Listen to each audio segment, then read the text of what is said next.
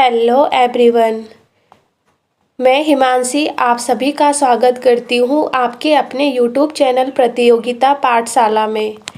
आज हम उत्तराखंड लेक्चरर परीक्षा और अन्य शिक्षक भर्ती परीक्षा की तैयारी के लिए शैक्षणिक मूल्यांकन, इसकी आवश्यकता, प्रकार एवं विधियाँ, इस टॉपिक पर इम्पोर्टेंट वन लाइनर प्रश्न और उनके विस्तृत उत्तर को समझेंगे। यहाँ आपको परीक्षा में बार बार पूछे जाने वाले प्रश्नों को जल्दी से समझने में मदद करेगा। यहाँ पर उत्तर के साथ आपको संक्षिप्त व्याख्या और एग्जाम्पल भी दिए गए हैं, जिससे कि आप उस चीज़ को सिर्फ रटेंगे ही नहीं बल्कि ठीक से समझ पाएंगे। और यह मेथड जो है फ्रेंड्स रिवीजन के लिए बहुत ही अच्छा है, क्योंकि क्वेश्चन और आंसर दोनों ही स्पष्ट और सीधे दिए गए हैं।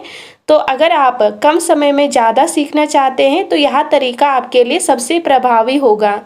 तो आइए बिना देर किए पहले प्रश्न से शुरुआत करते हैं।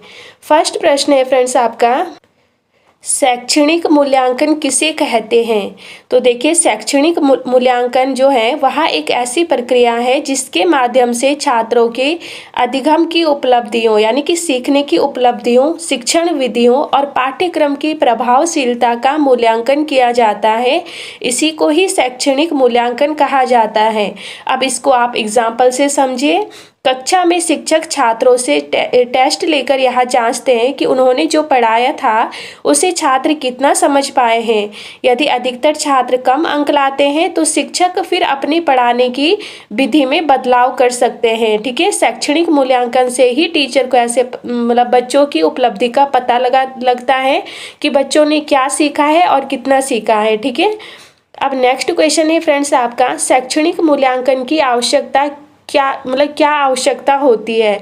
तो इसका आंसर होगा, शैक्षणिक मूल्यांकन छात्रों की समझ के स्तर को जानने, शिक्षण रणनीति को सुधारने और परीक्षा प्रणाली को प्रभाव बनाने और समग्र शैक्षिक विकास सुनिश्चित करने के लिए आवश्यक होता है। ठीक है, शैक्षणिक मूल्यांकन छात्रों की समझ का स्तर कितना है उसको जानने और उसने मतलब जिन शिक्षण विधियों और रणनीतियों का प्रयोग किया था बच्चों को पढ़ाने के लिए उसको उसमें सुधार करने और परीक्षा प्रणाली को प्रभावी बनाने के लिए और बच्चों का समग्र शैक्षिक विकास सुनिश्चित करने के लिए शैक्षणिक मूल्यांकन की आवश्यकता होती है।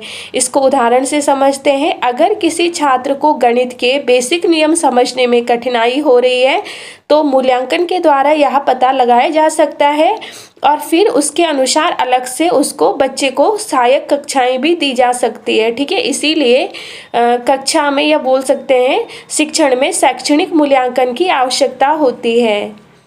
नेक्स्ट क्वेश्चन है फ्रेंड्स आपका, शैक्षणिक मूल्यांकन कितने प्रकार का होता है?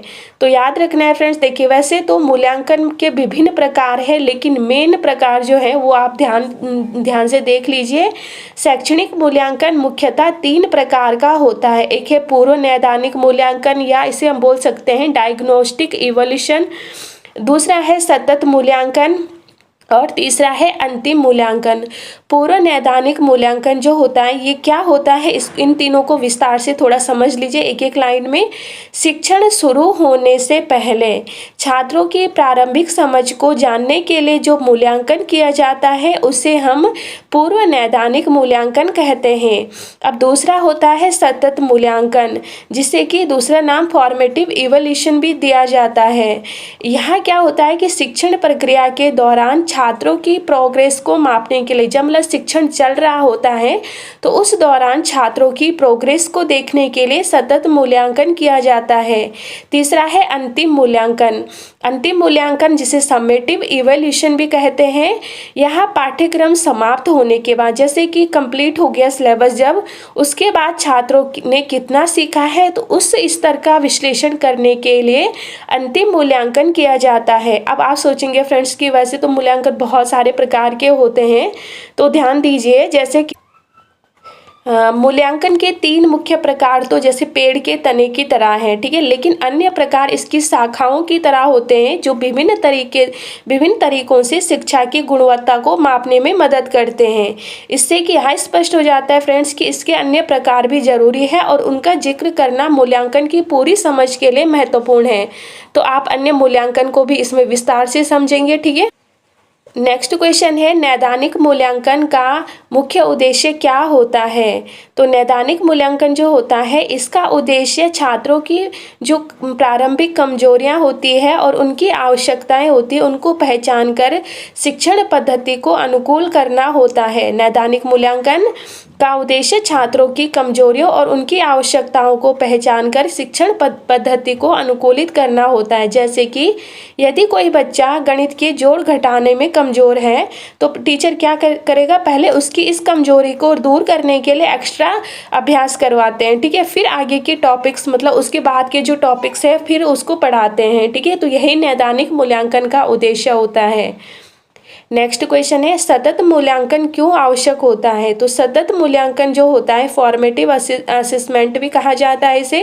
यह शिक्षकों को छात्रों की सीखने की प्रक्रिया को समझने और उसमें आवश्यक सुधार करने का अवसर प्रदान करता है जिससे कि शिक्षण अधिक प्रभावी बनता है। यह जो मूल्यांकन है आकलन होता है फ्रेंड्स, यह शिक्षण के दौरान चलता है, ठीक है। जैसे कि एक साइंस के टीचर हर हफ्ते एक छोटी परीक्षा लेते हैं और देखते हैं कि किन छात्रों को अधिक मदद की ज़रूरत है, ठीक है। तो यह सतत मूल्यांकन के अंतर्गत आएगा। अब नेक्स्ट है अंतिम मूल्यांकन का मुख्य उद्देश्य क्या होता है। तो देखिए अंतिम अर्थात समेटिव असेसमेंट जो होता है यह परीक्षा या वार्षिक आकलन के माध्यम से छात्रों के संपूर्ण प्रदर्शन को मापने के लिए किया जाता है जिससे कि उनकी प्रगति का समुचित विश्लेषण किया जा सके। अंतिम मूल्यांकन, ठीक है, जैसे कि बोर्ड परीक्षाएं अंतिम मूल्यांकन का एक उदाहरण है जहां पूरे वर्ष का अध्ययन किया गया ज्ञान परखा जाता है। अंतिम मूल्यांकन कब होता है, सत्र के अंत में होता है, ठीक है। देखो अंतिम मूल्यांकन अगर आएगा इससे तो साफ पता लग रहा है अंत में होने वाला मूल्यांकन, लेकिन कभी कभी इसको ऐसे दे सकते हैं क्वेश्चन में समेटिव असेसमेंट कब होता है। तो यह परीक्षा और वार्षिक आकलन के माध्यम से होता है, यह आपको ध्यान रखना है, ठीक है फ्रेंड्स। नेक्स्ट क्वेश्चन है स्व मूल्यांकन यानी सेल्फ असेसमेंट क्या होता है। तो सेल्फ असेसमेंट एक ऐसी विधि होती है जिसमें छात्र स्वयं अपने अधिगम और प्रदर्शन का विश्लेषण करते हैं जिससे वे अपनी कमजोरियों और सुधार के क्षेत्रों को पहचान सके।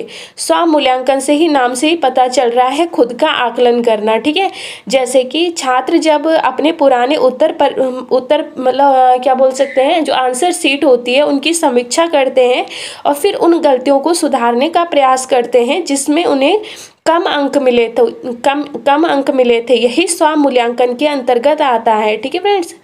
नेक्स्ट क्वेश्चन है सहकर्मी मूल्यांकन जिसे कि इंग्लिश में पीयर असेसमेंट कहा जाता है, यह क्या होता है। तो सहकर्मी मूल्यांकन में छात्र एक दूसरे के कार्यों का मूल्यांकन करते हैं जिससे कि वो पारस्परिक प्रतिक्रिया अर्थात फीडबैक प्राप्त कर अपने प्रदर्शन में सुधार कर सकते हैं, ठीक है।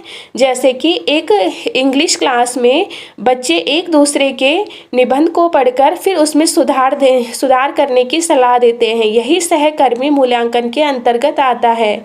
नेक्स्ट क्वेश्चन है प्रामाणिक मूल्यांकन किसे कहते हैं। ऑथेंटिक असेसमेंट है ये।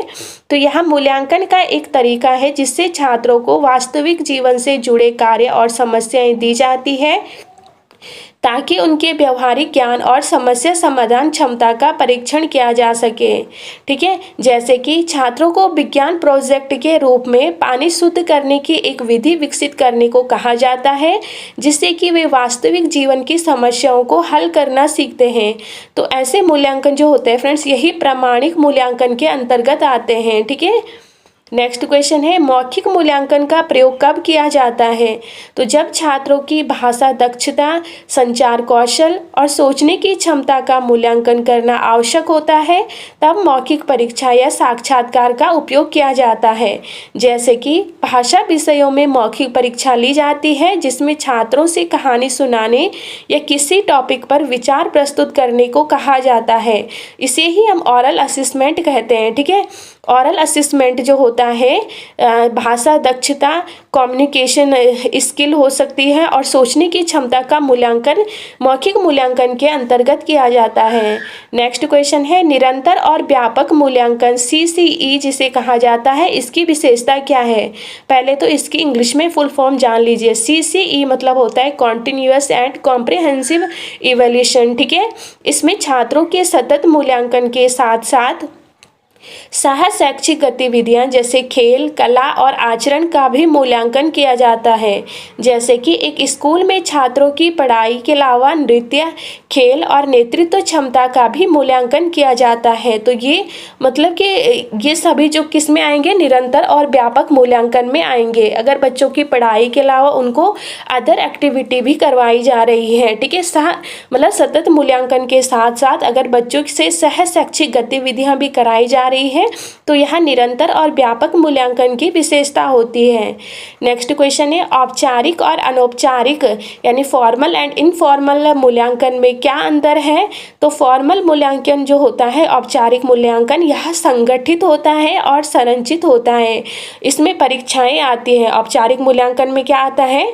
जिसे परीक्षाएं स्कूल की वार्षिक परीक्षाएं आती हैं। और अनौपचारिक मूल्यांकन में क्या आता है? शिक्षकों के द्वारा जो डेली रूटीन की क्लासेज एक्टिविटी होती है और चर्चाओं के माध्यम से अनौपचारिक मूल्यांकन किया जाता है। जैसे कि देखिए, औपचारिक मूल्यांकन का उदाहरण है जैसे कि स्कूल की वार्षिक परीक्षाएं हैं, ठीक है।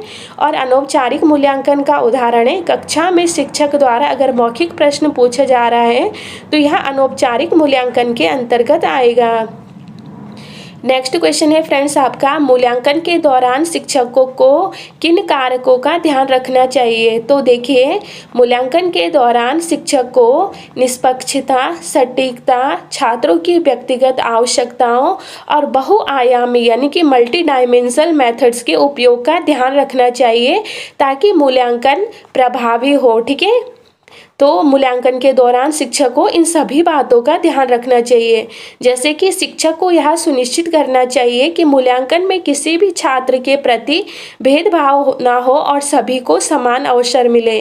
नेक्स्ट क्वेश्चन है, नियमित मूल्यांकन से छात्र को क्या लाभ होता है? तो जो नियमित मूल्यांकन होता है, छात्र उससे अपनी प्रगति को ट्रैक कर सकते हैं। कमज़ोर जो क्षेत्र होते हैं बच्चों को उनके मतलब कमज़ोर क्षेत्रों की पहचान कर सकते हैं और सुधार के लिए फिर उसमें आवश्यक कदम उठा सकते हैं, ठीक है। यही नियमित मूल्यांकन से लाभ होता है। नेक्स्ट क्वेश्चन है फ्रेंड्स आपका, शैक्षणिक मूल्यांकन की आवश्यकता क्यों होती है? तो शैक्षणिक मूल्यांकन आवश्यक होता है क्योंकि यह सुनिश्चित करता है कि शिक्षण प्रक्रिया प्रभावी हो रही है या नहीं हो रही है। इससे यह पता चलता है कि छात्र कितना और कैसे सीख रहे हैं और उनकी कमजोरियों और क्षमताओं का विश्लेषण किया जा सकता है फिर, ठीक है। जैसे कि एक शिक्षक कक्षा में एक नई कॉन्सेप्ट को पढ़ाते हैं लेकिन परीक्षा से पहले छोटे छोटे टेस्ट लेकर यह जांचते हैं कि छात्रों को समझ में आ भी रहा है या फिर नहीं आ रहा है, ठीक है। और फिर दूसरा उदाहरण इसका ये समझिए आप, यदि कोई छात्र गणित में कमजोर है तो मूल्यांकन से यह समझा जा सकता है कि उसे किन विषयों पर अधिक ध्यान देने की आवश्यकता है। तो यही इसीलिए तो शैक्षणिक मूल्यांकन की आवश्यकता होती है, ठीक है फ्रेंड्स। नेक्स्ट क्वेश्चन है, मूल्यांकन शिक्षण सीखने की प्रक्रिया को कैसे सुधारता है?